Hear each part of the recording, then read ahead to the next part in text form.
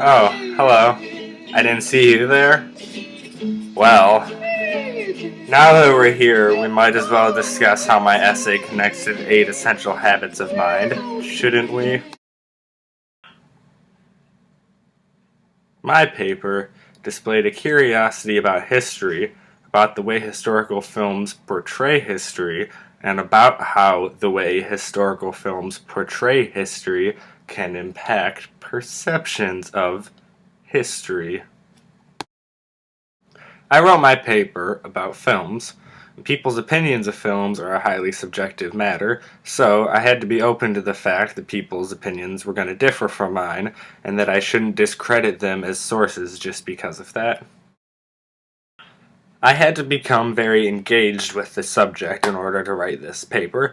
I looked at a ton of different historical films, different types of historical films, different effects of historical films, and different opinions on historical films.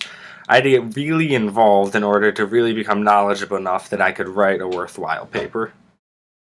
I don't really know that I'm all that creative, but this bear unicorn I drew says I am. I showed persistence when I kept on writing, even when I got stuck and wanted to stop writing. And what did I do when I would get stuck again and want to stop writing? Why, I'd keep writing. I had a responsibility to do the best I could on this assignment, to finish it, and to finish it on time. And you know what? 2 out of 3. So, pretty good. I showed flexibility in this assignment when I slightly changed the angle of my research so that I could fully utilize more of the sources I found doing my research.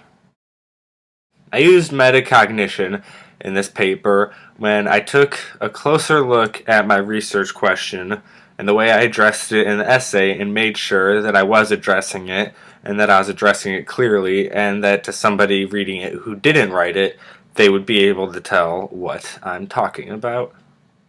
You know what I'm talking about?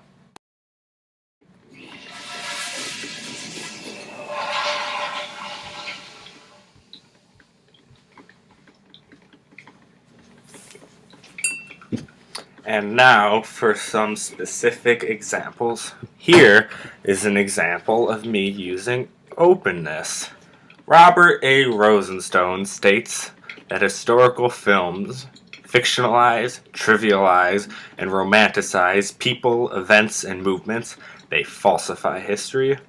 Now, I don't necessarily agree with this statement, but I included it anyway in my essay because it shows a view that a historian has on historical films. Here's an example of my wonderful engagement. In addition to all the work cited that I found doing my annotated bibliography, I also have 5 films that I put into the essay as examples of historical films. I didn't need to, but I wanted to. Here's an example of my flexibility. 1. I love movies. I love talking about movies, and I'm a film major, so all the knowledge that I've gained from writing this paper is going to be pretty useful in the future whenever I'm talking about films, especially historical films. And since I'm a film major, there's a pretty good chance that I will be in a situation like that sometime in the future. That's my roommate's poster, by the way. Well, I do love Star Wars, but if I had a Star Wars poster, probably wouldn't be The Phantom Menace. Tiptoe through the window, by the window, that is where I'll be. Come tiptoe through the tulips with me.